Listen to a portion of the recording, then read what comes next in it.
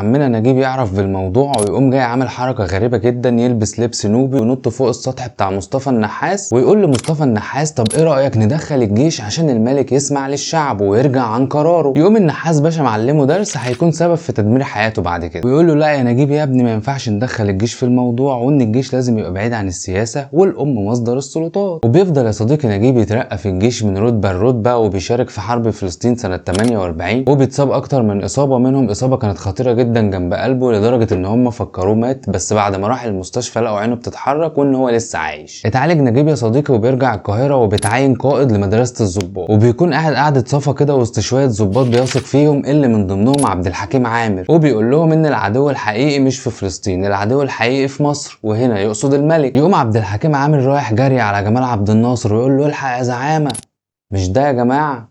ايوه كده. وبيقول له لقيت لك كنز اسمه اللواء محمد نجيب. وخليني اقول لك يا صديقي ان في الوقت ده جمال عبد الناصر كان بدأ فعلا في تنظيم حركة الضباط الاحرار، وبيقابل محمد نجيب وبيعرض عليه، ونجيب ما بيكدبش خبر وبيوافق فورا وينضم ليهم.